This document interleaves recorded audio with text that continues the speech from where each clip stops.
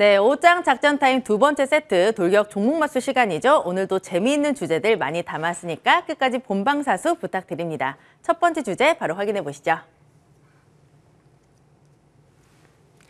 첫 번째 주제입니다. 내일 새벽 3시 6월 FOMC 기준금리 발표, 자이언트 스텝 대 빅스텝, 시장 호재는 이라는 주제입니다. 이제 한 번에 금리를 50bp 올리는 빅스텝은 거의 확실시 됐고요. 더 나아가 한 번에 이제 75bp를 올리는 자이언트 스텝까지 거론되고 있습니다. 금리를 확 올리는 게 시장에 큰 부담이 될 수도 있지만 어떻게 보면 그간 시장의 큰 짐이었던 부분이 해소된다라는 점에서 호재일 수도 있을 것 같습니다. 두 분은 이 점을 어떻게 해석을 하고 계신지 좀 자세하게 들어보도록 할게요. 우리 김선윤 위원님. 네, 혹시 그거 아셨어요? 어떤 거요? 자이언트 스텝이라는 이름의 종목이 있었다는 거? 있죠. 알고 계셨어요? 메타버스 관련주 아닌가요?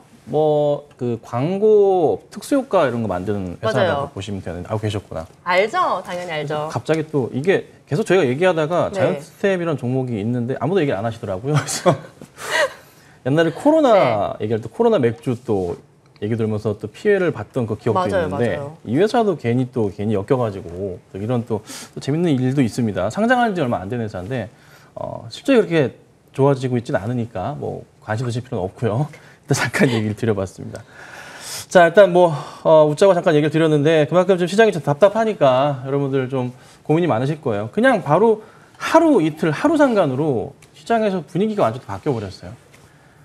연준에서 생각하는 이 금리에 대한 부분이 생각보다 너무 높은 것 같고 자이언트 스텝을 이제 두 번이나 연달아서 좀 진행을 하려는 또 포인트가 좀 나오는 거고 또 시장 분위기를 잡아가는 것 같아요. 근데 갑자기 또 뜬금없이 연준이 새벽에 발표를 하면은 1%를 또 하는 게 아닌가 이런 또 걱정이 들기도 합니다. 제가 어제 분명히 말씀드렸지만 자이언트 스텝을 좀 해야 됩니다. 그리고 나서 빅 스텝을 가면 좋은데 이게 더 금리를 3% 이상 수준까지 보고 있는 터라 자이언트에 이어서 다음 달도 자이언트 스텝으로 가는 그림으로 좀 잡는 것 같아요. 구도 자체를. 근데 만약에 한 번에 자이언트 스텝으로 해서 1.75까지 올려놨는데 시장의 인플레가 좀 잡힌다고 하면 그 다음은 빅 스텝으로 또 바꿀 수도 있겠죠.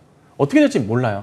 이번 한번 강하게 해놓고 인플레가 어떻게 잡힐지 좀 보려는 시도가 좀 나오는 것 같습니다. 그리고 지금 잘 아시겠지만 어제 오늘 뉴스로 가장 많이 나오는 것 중에 하나가 바이든 대통령이 사우디를 좀 이제 간다는 소식들이 나오고 있어요. 다음 달에. 그래서 다음 달 초쯤에 빠르게 가겠죠. 가게 돼서 유가에 대한 부분을 좀 잡아준다면 인플레에 대한 부분이 또 많이 해소가 좀 되겠죠. 간다는 소식만으로도 움직인다는 것만으로도 좀 잡힐 수가 있기 때문에 유가도 지금 최근에 약간의 고점에서 조정을 받고 있는 그런 그림이 좀 나오는 것 같아요. 그래서 시장이 어찌됐든 좀 안정화되고 있는 것 같다. 하지만 진통은 겪어야 되고 0.75%포인트 이번에 75를 올리게 되고 나서 우선 최소한 1주나 2주 정도, 한 3주 정도가량의 추이는 볼 것이다. 그리고 다음 FOMC 때 그 전에 일주일의 시장을 보고 인플레를 보고 판단을 하고 물가 지표를 본 다음에 아마 다시 7호를 할지 5를 할지 0.5를 할지 B를 할지 G를 할지 결정이 되지 않을까 그런 생각을 해봅니다. 그래서 우선 시장의 호재를 뭘 봐야 되냐 봐야 되는 것은 우선 자이언트는 호재는 맞아요. 저는 그래요. 호재로 보시는 게 맞고요. 이게 나와줘야 다음에 뭘 할지가 결정이 되니까. 그래서 하고 나서 좀 사실 이게 시장이 좀 더 안 좋게 보니 차라리 그냥 7호가 아니라 0.75가 아니라 1%를 해버리자라는 저 생각도 갖고 있어요. 하고 나서 충격 한번 받고 다시 시장 안정되면서 그 다음 상황을 보자는 거죠. 지표들이 아마 그래도 조금 안정이 될 수가 있거든요. 근데 문제가 또 발생을 합니다. 이게 크게 악재로 다가온다면 시장에 큰 충격을 줄 수 있는데 부동산 시장에 대한 부분을 걱정을 안 할 수가 없어요. 금리 올리게 되면 어제 말씀드렸습니다. 미국 부동산 시장 현재 최근에 이제 고가 부동산 시장 자체가 많이 죽었어요. 거래량 자체가. 근데 금리가 더 올려치게 되면 더 죽는다는 거죠. 그리고 또 하나의 문제가 뭐냐면 미국에서 금리를 이렇게 빠르게 큰 폭으로 올려버리게 되면은 우리나라도 따라가겠지만 우리나라가 0.25씩 올리던 이 포인트를 0.5로 올릴 수밖에 없습니다. 다음 금통위 때. 그 흐름 자체가 그렇게 하지 않으면 이 금리 역전 현상 자체가 너무 심화가 돼요. 최소한의 간극을 줄이기 위해서 우리나라도 미국에서 자이언트로 간다면 미국으로 가야 됩니다. 안 갈 수가 없어요. 그럼 또 우리나라 부동산 시장 자체도 영향을 좀 받겠죠. 이래저래 난국이에요. 근데 이 진통을 한 번은 겪고 가야 될 상황이다 보니 그래도 어찌됐든 둘 다 안 좋은 건 사실이지만 그래도 자이언트 쪽으로 좀 빠르게 진행을 하는 게 시장에 있어서는 그래도 좀 더 긍정적이지 않을까 이렇게 좀 보고 있어요. 네, 우리 정재현 위원님. 네. 자이언트 스텝이 좋을까요? 빅스텝이 좋을까요? 우리 시장에. 그나물의 그 밥이죠, 뭐. 왜요? 지금 근데 네. 오히려 0.5% 금리 인상을 하게 되면 오히려 더 안 좋을 것 같아요. 이미 시장 자체는 0.75 쪽을 베팅을 하고 있는 그런 상황들이고 거기에 이미 0.5가 됐든 0.75가 됐든 시장은 반영이 됐어요. 호재라고 볼 수 있는 건 시장에 반영이 됐다라는 거. 그리고 또 하나를 보게 되면 싸졌다라는 거. 이게 오히려 호재라면 호재지 않을까 싶어요. 물론 이제 내일 FOMC에서 금리 인상을 단행을 할 것이고, 근데 이제 더 중요한 거는 어떠한 멘트를 남기느냐, 이게 좀 중요하지 않을까 싶거든요. 전에 이제 금리 인상을 했을 때 파월이 좀 부드러운 이런 얘기 코멘트를 좀 했었어요. 근데 이제 그러한 언행들이 좀 다시 나온 걸 언급을 한다거나 그러면 오히려 시장은 좀 반등이 좀 나아질 수 있지 않을까? 뭐 그렇게 좀 생각을 하고요. 어찌됐든 시장에 있어서는 반영이 되어 있는 그런 상황인데 여기서 이제 고민을 해봐야 될 부분들은 물가를 잡기 위해서 금리를 막 올리고 있는 그런 상황이에요. 근데 장단기 금리를 보게 되면 계속 역전이 됐다가 재역전이 됐다 계속 하고 있단 말이에요. 경기 침체로 들어간다라는 걸 이미 반영을 하고 있는 그런 상황들인데 최근에 또 이 기업들의 얘기가 좀 나오는 걸 보면 감원 얘기들이 계속적으로 좀 나오고 있거든요.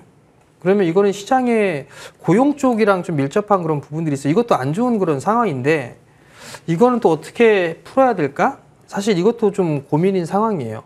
일단 뭐 FOMC 쪽만 얘기를 하게 된다라면 어느 정도 시장에 좀 반영은 다 되어 있는 그런 사항들이기 때문에 추가적으로 밀려본들 그거는 그냥 변동성에 좀 불과하지 않을까라고 좀 생각을 하고요. 그러면 결과가 어떻게 진행이 되는지에 따라서 내일 뭐 매수를 하든 여전히 또 관망을 하든 그렇게 좀 대책을 세우면 되지 않을까 싶습니다. 네, 이제 뭐 한국은행도 빅스텝을 밟을 것이다라는 전망이 많이 나오고 있죠. 하지만 이제 시기가 한 달 뒤입니다. 그만큼 이제 시간이 좀 차이가 있기 때문에 국내 시장이 상당히 많이 움직일 가능성이 높거든요. 그 기간 좀 어떻게 봐야 될까요? 기간이라. 그게 좀 고민스러운데 저도 어쨌든 다음 달 최소한 보셔야 될 게 다음 달 FOMC까지는 우선 보셔야 되는 게 맞으니까 그때까지는 어찌든 열어두셔야 되는 게 맞고 아까도 잠깐 말씀드렸지만은 이게 어찌됐든 자이언트로 간다는 것 자체가 시장의 단기적 충격은 피할 수가 없어요. 우리가 미리 안다고 치더라도. 왜냐하면 그 다음에 금리 인상에 대한 부분이 또 고민이 되기 때문에. 그러니까 불과 이제 몇 개월 전만 하더라도 연준에서 주장했던, 그러니까 좀 예측을 했던 치의 많은 내용들을 토대로 보자면 한 2.5 정도 수준의 맥스 금리를 보고서 대응을 하는 흐름이 좀 나왔는데 인플레가 너무 가중되다 보니까 3.25 정도, 3.5까지도 우선 열어두는 그림들이 좀 나와주고 있거든요. 연준에서 목표치를 하는 이 인플레를 잡기 위한 금리 수치 자체가. 그러면 걱정인 것은 3% 이상까지 올린다는 거면 우리나라도 어찌됐든 3.5, 4%까지 올려야 된다는 거예요. 최악인 상황에 따라서. 이 상황에서 진행이 되다 보면은 뭐 환율도 영향을 좀 받을 수밖에 없고. 그래서 우선은 이번 달까지 해서 한 번에 이 금리 인상을 통해서 뭐가 해결되는 건 아무것도 없어요. 다음번까지도 봐야 되는 거예요. 혹여나 조금 인플레가 해소가 되지 않는다면은 그 다음 또 봐야 됩니다. 그래서 우선 최소한의 시간을 두고 생각해 본다면 이번에 하고 인플레가 어떻게 좀 해소가 되는지에 대한 부분들이 조짐이 있는지 체크하면서 다음 7월 달에 FOMC에 또 내용을 봐야 된다는 거죠. 그래서 당분간 최소한 한 달 정도는 안길이 좀 깜깜한 건 어쩔 수 없어요. 그래서 힘들 내셔야 되지 않을까 싶습니다. 네, 기사를 찾아보니까 이제 미국이 자이언트 스텝을 할 확률이 거의 90%에 육박한다라고 하더라고요. 그럼 이제 우리나라 금리랑 똑같아지는 거 아닌가요? 그렇겠죠. 그럼 어떻게 되나요? 단순하게 좀 생각해 보시면 돼요. 뭐라고 얘기를 표현을 하면 좋을지 모르겠는데 일단 우리나라가 네, 미국보다 훨씬 부유한 나라는 아니에요. 그죠? 그렇죠. 근데 금리가 똑같다라고 한다라면 네. 어느 쪽을 투자를 하는 게 나을까요? 미국이 더 낫겠죠. 당연히. 그렇죠, 그렇죠. 그죠? 네. 더 안정적이니까. 그렇죠. 근데 금리가 똑같다라고 하게 되면 한국은 어쩔 수 없이 올려야 될 거예요. 근데 문제는 고민이 되게 많을 거예요. 우리나라 같은 경우도. 일단 금리는 올리기는 올려야 되는데 지금 우리 젊으신 분들 또는 많은 분들이 대출을 받아서 부동산을 많이 취득을 했어요. 계속 뉴스에 이제 나온단 말이에요. 집을 하나 했는데 월급을 받게 되면 이자로 다 내야 될 판이다라는 그런 네. 얘기들 좀 나오고 있고 상당히 좀 골치는 아플 것 같아요. 골치는 아플 것 같은데 어쩔 수 없이 금리는 인상을 해야 될 것 같고 우리나라도 뭐 0.5% 얘기도 나오고 있는 그런 상황이기 때문에 어쩔 수 없이 금리 인상은 단행을 해야 될 것 같아요. 근데 이제 거기에 따른 시장의 충격이 지금은 반영이 어느 정도 저는 되었다라고 좀 보고 있어요. 그렇기 때문에 사실 이게 주식을 하는 데 있어서 뭘 하든 부동산을 하든 주식을 하든 가상화폐를 하든 좋은 얘기가 있을 때는 다 그냥 존버 가자 막 이런 얘기를 외치는데 시장이 안 좋게 되면 사실 매수를 하세요라고 해도 이게 잘 클릭이 안 돼요. 예. 클릭이 안 되는 그런 모습들이 나오다 보니까 왜냐면 안 좋으니까 심지어로 위축이 되어 있으니까 반대로 생각하면 될 것 같아요. 지금 시장이 싸게 들어왔어요. 싼 가격에 들어와 있는 상황이니까 주식을 보유하고 있다라면 어쩔 수가 없어요. 많이 물려 있는 상태라면 지금 버텨야죠. 지금 변동성에서 다 던질 수는 없잖아요. 물론 포트를 바꾼다라고 하면 상관이 없겠지만 이미 포트를 바꿀 기회는 놓쳤잖아요. 일단 보유를 해야 되는 게 맞는 것 같거든요. 그럼 결국은 이미 시장은 다 반영이 되어 있는 상황이니까 그냥 지금 좀 버티는 게 좋지 않나? 뭐 이미 금리 인상에 대한 부분들이나 이런 것들은 어느 정도 저는 반영이 됐다. 저는 그렇게 좀 생각을 하고 있습니다. 네. 네, 첫 번째 이제 시장에 대한 이야기 나눠봤고요. 두 번째 주제도 지금 바로 체크해 보겠습니다. 네, 화물연대 7일 만에 파업 철회 자동차주 날개 달까라는 주제입니다. 민주노총 화물연대가 일주일 만에 파업을 철회하기로 했습니다. 그간 여파 정말 어마어마했죠. 뭐 자동차나 철강 등 주요 산업계 업종에서 1조 5,868억 원 상당의 생산, 출하, 수출 차질이 발생했다고 합니다. 이제 이런 리스크가 해소된 만큼 자동차주가 다시 한번 움직일 수 있을지 또 기대감이 묻어나고 있는데요. 오늘 장에서도 자동차 관련주들 조금씩 반등 시도를 하고 있습니다. 우리 김선인 위원님, 네. 자동차주 괜찮을까요? 좋게 보고 있어요. 좋게 보고 있어서 저번에도 이제 만도란 종목 추천을 드렸는데 추천드리고 나서 아주 시장이 좀 크게 이제 하락을 이틀간 하다 보니 영향을 좀 받았죠. 그래도 오히려 더 좋은 매수 기회가 오지 않았나 좀 생각이 좀 듭니다.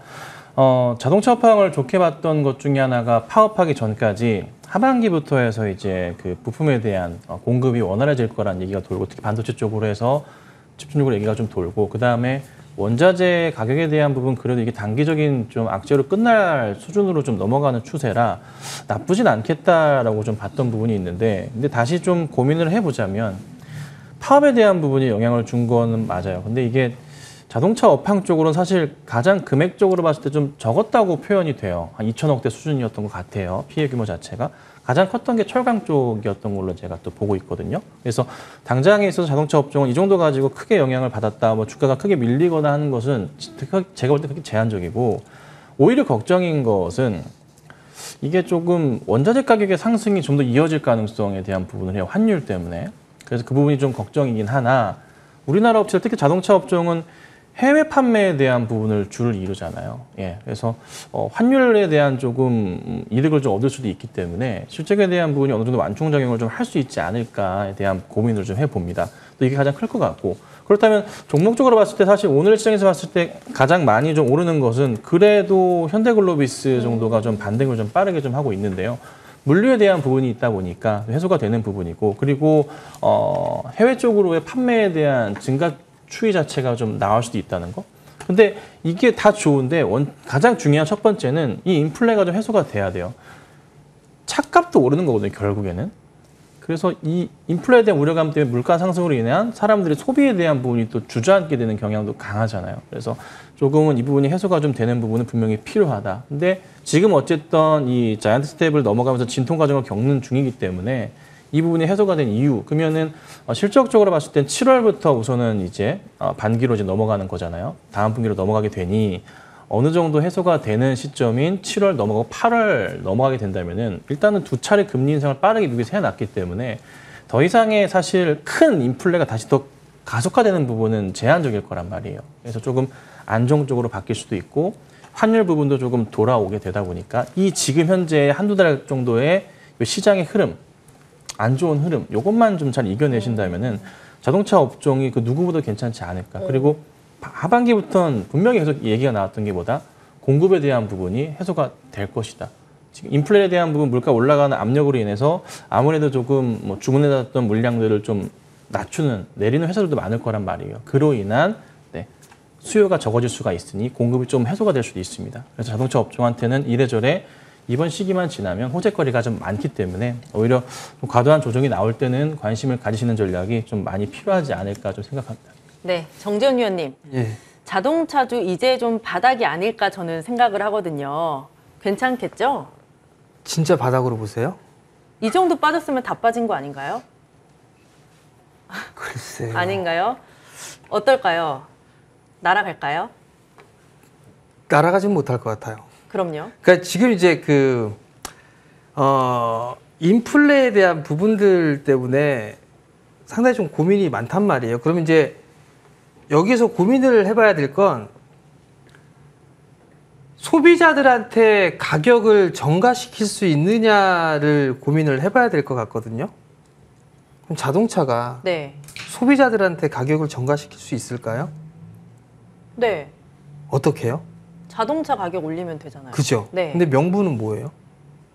신차잖아요. 어, 이제 좀 있으면 23년형 얘기가 나오겠죠. 신차 이렇게 네네. 하면서 예약 받고 뭐하고 좀 꾸밀 거 꾸미고 그러면서 이제 가격을 올리면서 가격을 전가를 시킬 거란 말이에요. 네. 그럼 일단 그 부분들에 있어서 부합해요. 근데 이제 문제는 대기 기간이 상당히 좀 오랜 시간이 걸린다라는 거. 이게 조금 해소가 좀 점차적으로 좀 줄어들어야 되는데 그 격차가 좀 줄어들지 않고 있다라는 거. 그리고 또 하나는 예약을 했는데 만약에 경기가 좋지가 않아요. 네. 예를 들어서 영끌해가지고 주택담보대출을 딱 받아 주택을 샀어요. 네. 근데 집값이 막 올라가고 했을 때는 참 좋았단 그렇죠. 말이에요.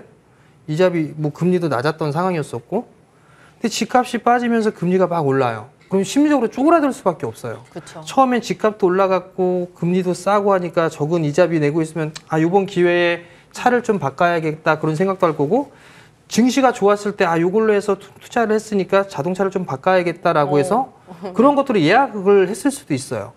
근데 지금 시장이 좋지가 않단 말이에요. 네. 이자는 계속 증가 부담되고 있고 집값 비용은 하락되고 있고 위축될 수밖에 없거든요. 그럼 예약을 했던 부분들에 있어서 취소를 할 수도 있는 그런 상황들이에요. 취소가 되나요? 취소가 왜 안 돼요? 안 사봐서 잘 모르겠어요. 아, 취소가 됩니다. 네. 취소가 되는 그런 상황이거든요. 그러면 그 추이라든 거는 이미 고객에 대한 부분들은 많지만 그 추이는 계속적으로 좀 체크를 해봐야 된다는 얘기죠. 그러면 지금 밸류상으로는 싸요. 외국인들이 현대차보다는 기아를 더 많이 사고 있거든요. 싸니까 좀 더. 전기차 쪽에 좀 더 플러스 알파적인 요인을 좀 봐주는 것 같아요. 시장 점유율도 끌어올리고 있는 그런 모습들이고 유럽 쪽에 좀 잘 나가고 있고 그러한 부분들 때문에도 괜찮은 그런 상황이기는 한데 확 좋아지긴 아직까지 이게 이 인도 기간까지 단축이 시간이 있잖아요. 네. 인도 받을 때까지 기간 이 기간이 점진적으로 좀 줄어드는지 요거를 좀 체크를 해보는 게 제일 빠르지 않을까 싶습니다. 저는. 자동차주에 대해서 얘기를 해봤는데 자동차주 하니까 저는 사실 2차 전지를 좀 빼놓을 수가 없을 것 같아요. 요새 네. 뭐 2차 전지 얘기도 굉장히 많이 나오고 있어요. 뭐 종목 토론방 가보면 굉장히 2차 전지에 대한 얘기가 상당히 이제 오가고 있는데 두 분은 그런 쪽은 또 어떻게 생각하시는지 궁금하네요. 실질적으로 이제 그 해외 쪽으로 이제 판매된 자동차 국내 업종 중에 보면은 5월 달 같은 경우가 한 40% 이상 판매가 늘었어요. 이쪽 친환경 차들 뭐 하이브리드 다 포함해가지고 굉장히 좀 잘 판매가 좀 되고 있는 상황들이 좀 나오고 있어서 굉장히 긍정적으로 좀 보고 있고, 그리고 어제 같은 경우에도 LG 에너지솔루션 같은 경우가 좀 상승을 하면서 관련주들이 움직임이 나왔던 게 테슬라 쪽으로의 또 배터리 공급에 대한 부분, 4680 배터리에 대한 부분도 이슈가 좀 됐던 그런 또 포인트가 있어요. 그래서 저는 긍정적으로 봐요. 근데 우선 가장 중요한 것은 언제까지 긍정적으로 볼 것이냐에 대한 부분이 좀 큰 것 같아요. 소비자 입장에서 보면은 다들 이런 고민을 해요. 유가가 원체 상승을 하니까 2차 전지 쪽에 자동차, 전기차가 오히려 좀 경쟁이 좀 낫지 않을까. 아무래도 물가에 대한 압력이 좀 심하다 보니. 그래서 그런 포인트로 점차적으로 판매가 좀 늘고 있지만 중요한 것은 주문을 하면 뭐합니까? 아이오닉 같은 경우도요. 전국의 전시차가 한 대인가 두 대밖에 없는 걸로 제가 알고 있습니다. 없어요. 서울에밖에 없어요. 왜요? 찍어낼 수가 없기 때문이죠. 근데 문제는 뭐예요? 이게 조금 해결이 되는 조짐이 당장은 안 나오지만 어찌됐든 이번에 하반기부터 반도체 업황이 좀 개선이 되면서 살아온다고는 하잖아요. 그래서 당장은 좀 힘들겠지만 어찌됐든 간에 좀 풀리게 되는데 풀리는 그 시간도 약간 좀 걸리는 건 마련이거든요. 근데 중요한 것은 물량 공급은 계속해요. 근데 자동차 중에서 가장 전기차가 매출이 많이 나오잖아요. 문제는 뭐다? 근데 찍어낼 게 없어요, 차를. 배터리는 충분히 공급이 좀 되고 있는데 국내에서는 반도체가 안 들어오니까. 그래서 다 좋은데 2차 전지 업종도 자동차랑 연관돼 가지고 굉장히 중요하게 보셔야 되고 반도체가 우선적으로 다 들어와야 된다. 잘. 그래서 얼마 전에 이제 이재용 부회장이 유럽으로 가가지고 이제 지금 이제 잘 진행을 하고 있는데 그 포인트에서 뭔가 좀 잘 이루어내는 게 국내 업황 자체 전체를 살리는 일이거든요. 네, 그래서 좀 잘 뭔가 잘 만들어내셔서 오시면 좋지 않을까 보고 있습니다. 네, 우리 정재현 위원님. 사실 이 질문은 우리 위원님을 위해서 가져온 질문이었어요. 왜요? 2차 전지 안 좋아하시잖아요. 아우, 사랑해요. 아, 정말요? 네. 그럼 이쪽은 어떻게 보세요? 그러니까 이제 그건 것 같아요. 그러니까 뭐냐면 케이스 바이 케이스. 그러니까 2차 전지 하면 개인 투자자분들이 아는 종목군들이 많을 거예요. LG 이렇게 엔솔. 몇 개 꼽아봐라고 하게 되면 뭐 LNF, PNT, 에코프로비엠 이런 거 제일 많이 네네. 기억을 하실 거예요. 그게 공통점이 있어요. 겁나게 올랐어요. 맞아요. 맞아요. 성장을 할 것이다라는 것들은 다 알고 있거든요. 근데 그만큼 올랐어요. 그러면 시장이 다시 돌아서고 만약에 상승장으로 다시 돌아서는 그런 모습들이 나왔을 때 그때도 이 친구들이 움직일까? 라는 걸 고민을 해보면 사실 저는 그렇게 얘기를 해요. 새술은 새부대. 그게 뭐예요? 새로운 주도주가 생길 수밖에 없다는 얘기예요. 물론 이게 한국의 증시를 좀 보게 되면 각각 주도했던 섹터들이 있었어요. 금융위기 때부터 금융주부터 시작해서 전차 이용했고 차화정 이용했고 또 그런 식으로 계속 이어져 왔단 말이에요. 섹터들은 계속 바뀌면서 움직였었어요. 화장품도 한 시대를 크게 풍미했기 때문에 지금도 중국 관련주로 화장품을 얘기를 하는 것처럼 엄청나게 시세가 났었단 말이에요. 마찬가지로 성장을 해 나가니까. 근데 2차 전지 쪽도 마찬가지인 것 같아요. 이 LNF나 에코프로나 뭐 PNT라든가 이런 기업들 자체가 안 좋다라는 건 아니에요. 성장을 계속적으로 해 나가요. 근데 그만큼 밸류는 서서히 좀 높아지고 있는 그런 상황이거든요. 지금 현재 주가적인 수준을 네네. 보게 되면. 그러면 반대로 2차 전지 쪽 섹터에서 밸류가 되게 싼 주식들도 많아요. 많겠죠. 예를 들어 소재 쪽이라고 해도. 네네. 그러면 예를 들어서 보면 LG 에너지 솔루션이나 삼성 SDI나 지금 하고 있는 게 원통형에 대한 얘기들이 좀 나와요. 거기에 있는 소재라든가 이런 게 상신 EDP라든가 TCC 스틸이라든가 이런 기업들이 있어요. 네. 얘네들 밸류 되게 싸거든요. 수주 잔고도 꽤나 많아요. 실적도 꽤나 좋을 거예요. 근데 주가가 못 올라갔단 말이에요. 그럼 얘네들, 그러니까 상대적으로 그러니까 소재 쪽이라고 한다면 상대적으로 싼 종목군들이 오히려 좀 더 유리하지 않을까라는 의미로 좀 말씀을 드리는 거고, 또 하나는 중국 쪽에서 계속 이렇게 침범하는, 들이대는 뭐 그런 것들이 계속 보여요. 네. 중국 쪽에서 테슬라에 들이대고 유럽 쪽 자동차에 좀 네. 진행을 한다고 얘기하고 계속 그런 얘기가 들리다 보면 결국은 중국 쪽하고 또 싸움이 될 수밖에 없잖아요. 그렇죠. 중국 내수 쪽으로 중국 배터리 회사들은 먹고 살 수도 있는데 그냥 거기서만 하면 됐지 뭘 튀어나와서까지 이렇게 잠식을 해 나가려고 하느냐 그 생각을 할 수도 있는데 계속적으로 얘기 끄집어 나오고 있는 그런 상황이 되다 보니까 가면 갈수록 좀 경쟁은 치열해질 수가 있구나. 그러면 지금 당장은 좋은 그런 상황이지만 뭔가 뭐 악재거리 예를 들어서 뭐 비유를 하게 되면 뭔가 파업을 해서 문제가 된다거나 원자재가 뭐 공급을 안 한다거나 뭐 그렇게 되면 오히려 또 그런 부분도 또 악재로 좀 작용을 할 수가 있을 것 같아요. 그렇기 때문에 많이 올라있던 소재주들 같은 경우는 저는 어느 정도는 박스권역에서만 진행이 될 수밖에 없을 것 같고 차라리 못 올라 있는 상황에서 수주를 기대할 수 있고 최고 실적을 내고 있는 그런 종목군들 쪽으로 선택을 하는 게 좀 더 좋지 않겠느냐라는 게 지금 제 생각입니다. 네. 이렇게 두 번째 주제까지 확인해 봤고요. 마지막 주제도 지금 바로 체크해 보겠습니다. 네, BTS 단체 활동 중단, 하이브 주가 20% 넘게 빠졌고요. 엔터주 접근 방법은? 이라는 주제입니다.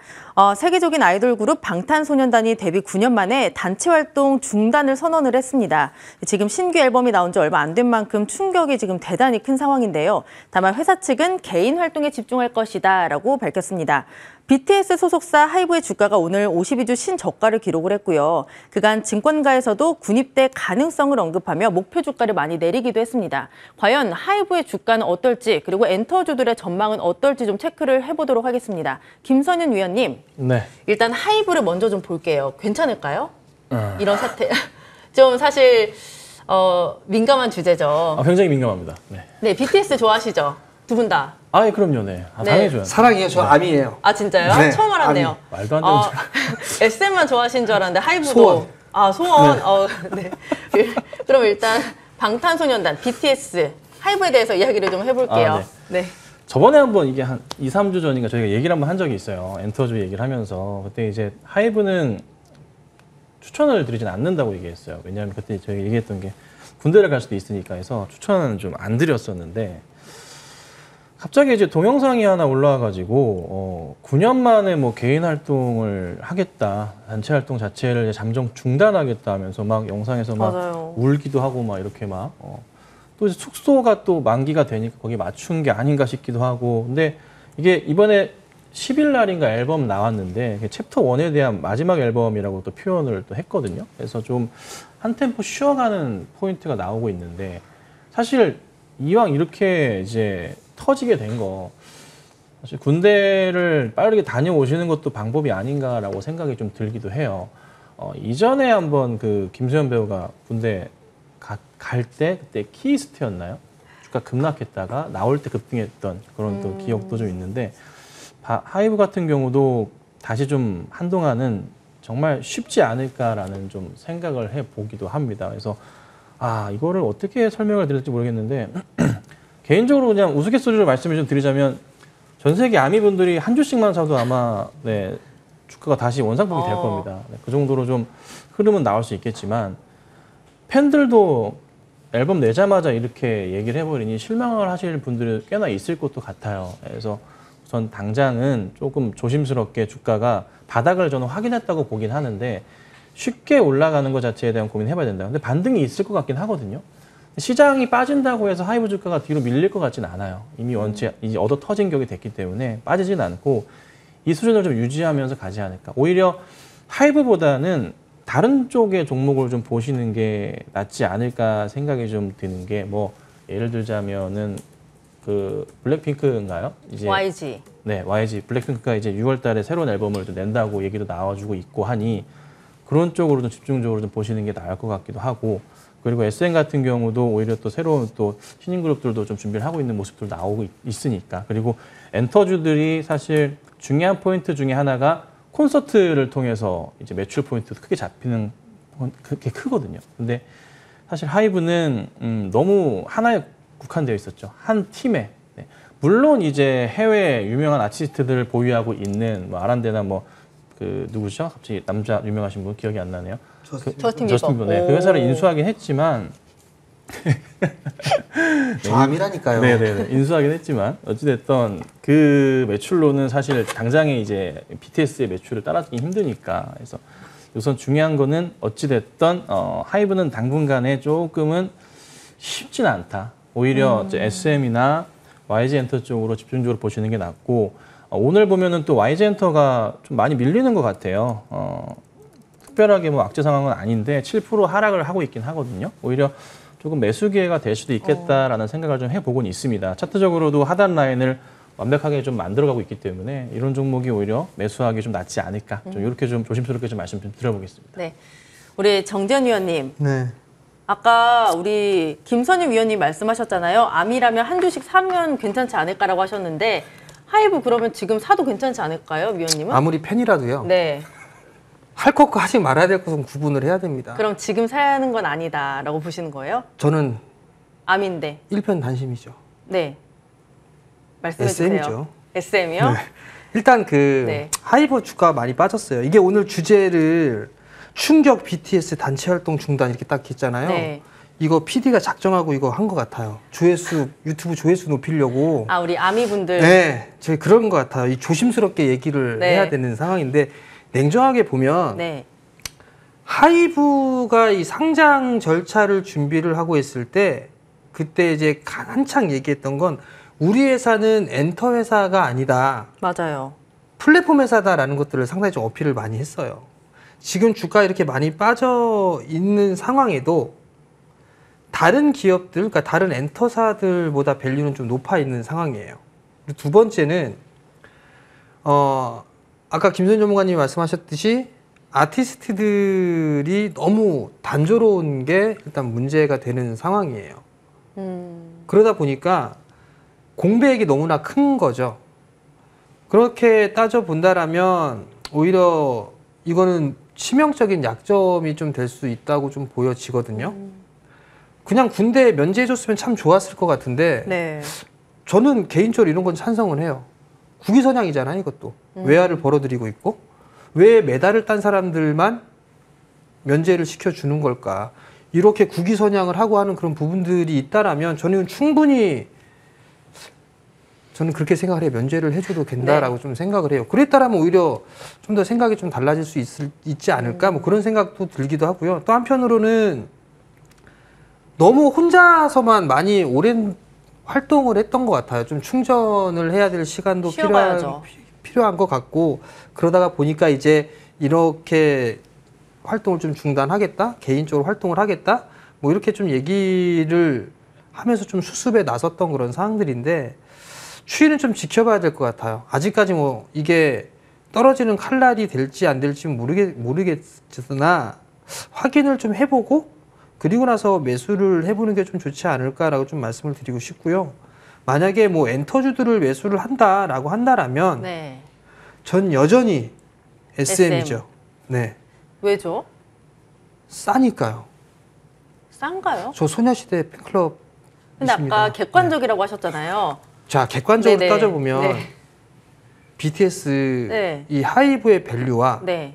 SM의 밸류를 보더라도 SM이 더 저평가입니다. 컨텐츠만 보더라도. 네. 두 번째, 네.